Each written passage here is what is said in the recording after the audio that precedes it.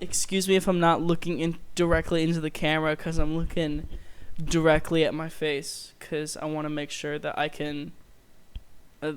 welcome everyone. This is me, Denny's Dinner Special, describing a bunch of obscure Jedi that I remember from my time as a Star Wars fan. I want to make clear, this is not going to be every obscure Jedi, because first, I haven't caught up on a lot of Star Wars content. I haven't even finished the Clone Wars yet. I haven't watched a lot of the Disney Plus shows, and I don't plan on it. If your Jedi is too known, it's not going to be mentioned. If your Jedi is too obscure, it's not going to be mentioned, and you're a nerd. You're a nerd! And if it's from the Old Republic, I'm sorry, but I'm waiting for the reboot to come out, which I know it's not going to come out, so I apologize for that. Let's just jump straight into it with my personal favorite from the Clone Wars. Now, for people who grew up with the Clone Wars, a lot of your favorite Jedis are glup shittos, and I'm sorry to say, they are. Because if you go up to someone and say, my favorite Jedi is Kit Fisto, they're not going to know what the fuck you're talking about. But my favorite Jedi is Kit Fisto. His tentacles are cool. He has the green lightsaber. He may be a reason for my bisexual awakening? Who knows? S tier. Because that's the only way I know how to rank things anymore. By the way, Kit Fisto deserved a lot better when he was fighting Palpatine.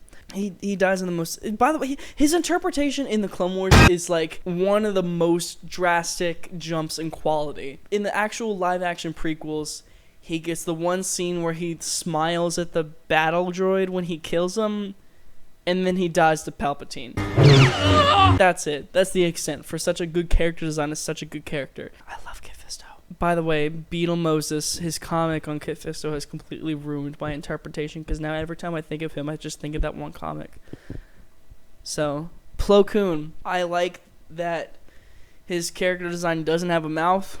I like how he looks in live action, even though he dies in the most anticlimactic ways, despite how important he is in the show. Every time I think of Plo Koon, I think of that one arc, that one episode where he's out in space in the escape pod with his clones, and he's just like, we have to survive. We have to fight off the pilot droids. Do you think we've got a chance, General? I don't believe in chance, Commander. I know if we work together, we will stay alive. And someone will find us. So, that's an S tier for him, too. Fuck. Ki-Adi-Mundi. I'm gonna be honest, I didn't like him at all when I was a kid when I was watching the show, because I thought his character was so ugly that I don't know why anyone would like him. And then I grew up, and I realized no one likes him because he's a war criminal. So, D tier. Still known, at least, kind of. Next on my list, I got Pong Krell. I put it so far up this list that because his arc on the Clone Wars is so memorable and awesome and cool. Surrender, General. You're outnumbered. You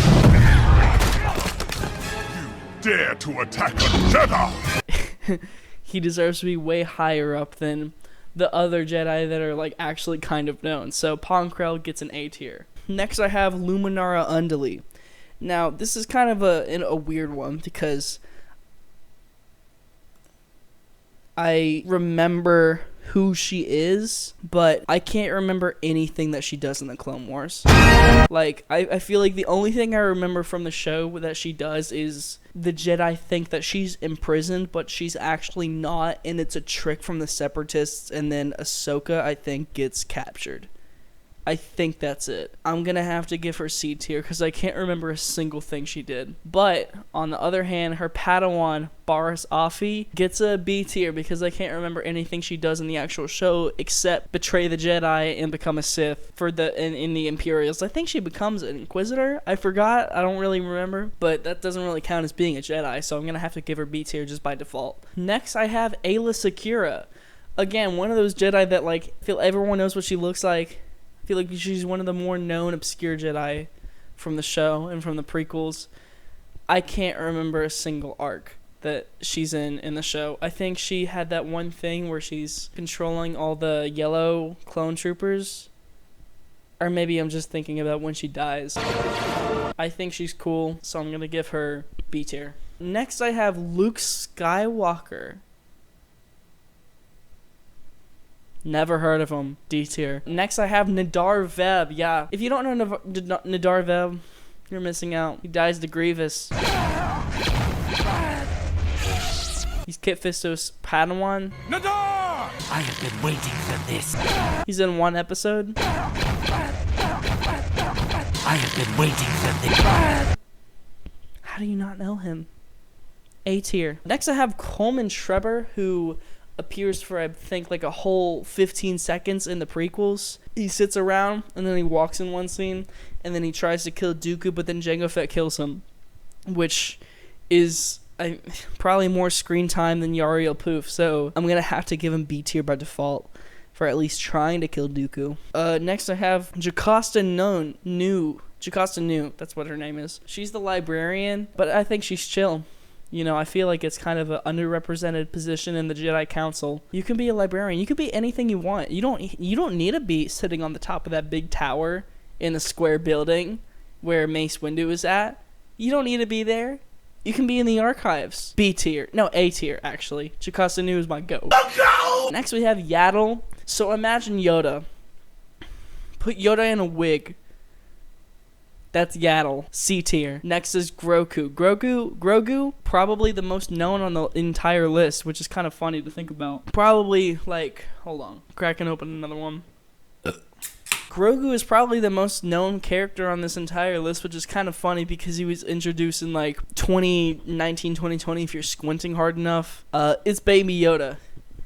It's Baby Yoda. It's the one that you get all the memes for. All the wholesome Lechungus Reddit memes for. I feel like a millennial talking about Grogu, so I'm going to have to give him C tier only for that. Next we have Keller and Beck. I never watched Mando Season 3 because I heard that it was really bad, and I was honestly super out of tune of Star Wars at that point because I was just tired. I'm tired. I'm tired, boss. But I then learned that it's the same person who voiced Jar Jar Binks. And I just felt bad for him. So for that alone, that he gets a character that isn't super hated, I'm going to give him A tier. Next, we have everyone in the Acolyte. I never watched the show. I saw the scene where Lee Jung-jae floats backwards, and I thought that was really cool. And I saw the scene where that one Jedi's lightsaber slowly turned from blue to red, and I thought that was really stupid and kind of went against the lore that I was taught. Why the fuck is the Kyber crystal changing? You know what? I don't even care. I don't even care like that. I'm not in tune with lore.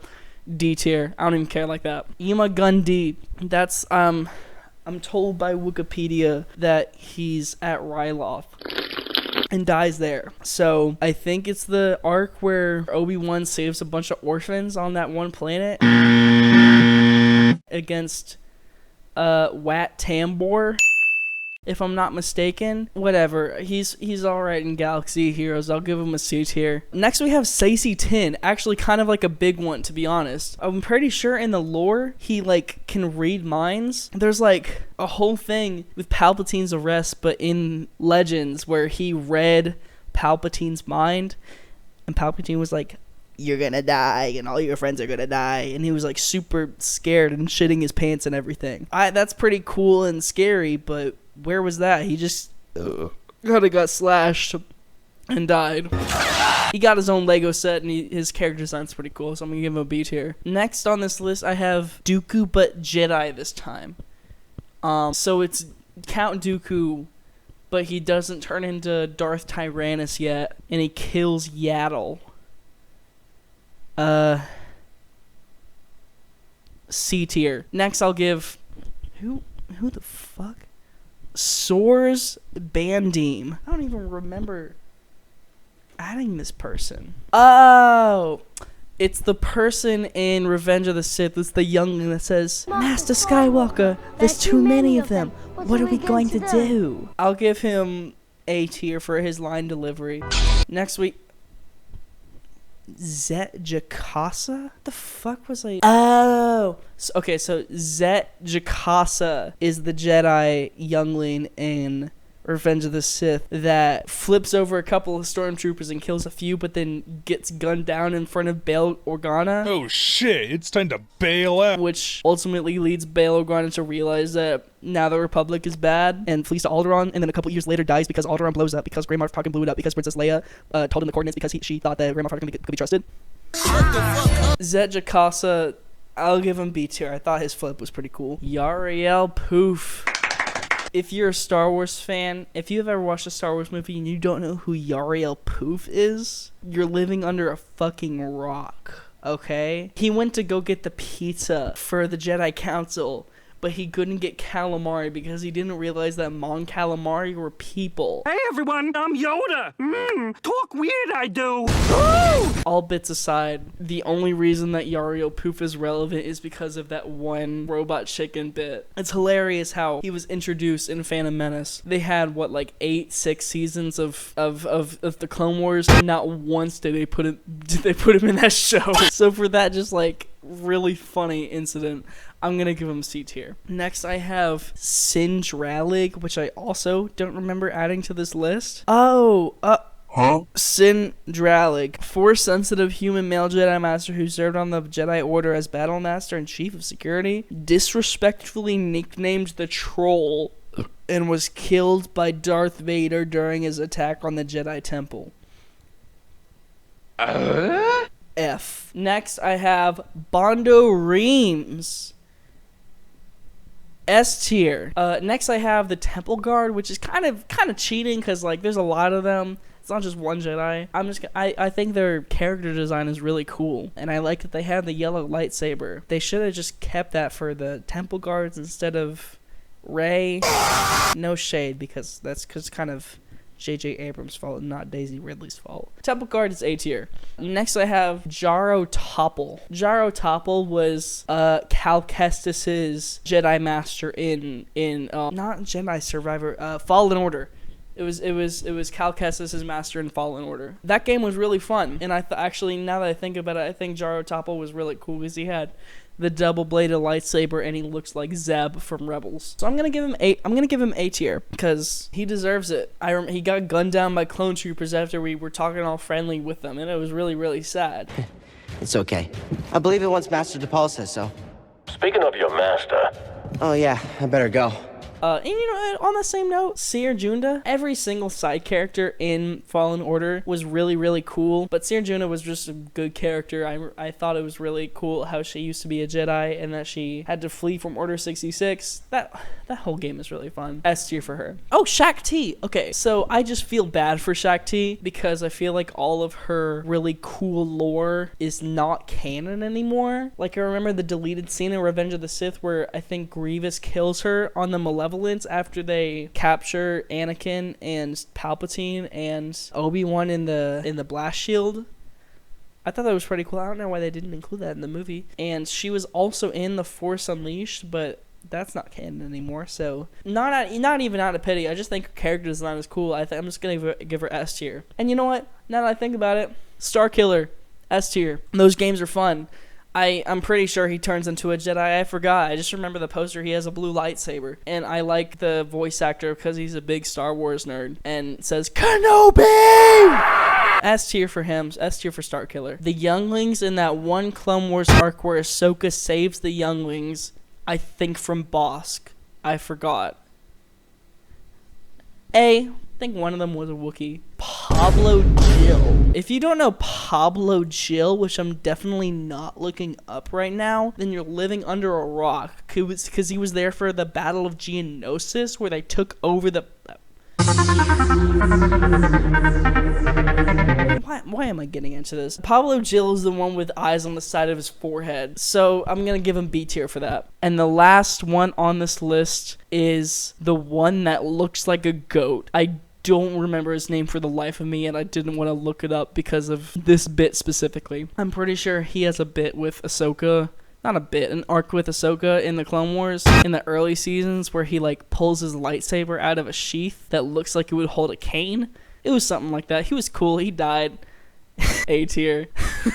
That's all the Jedi that I can remember. Moral of the story is I wish they didn't make as many live action adaptations of Clone Wars because every time they did it, it's ass. I didn't want to see Captain Rex because it was like 5 seconds of him being like, come on boys, let's charge into battle. Come on, let's go. Thank you for watching. Subscribe. Carter Martin made my thumbnail. Not my thumbnail. Fucking profile picture. Good night.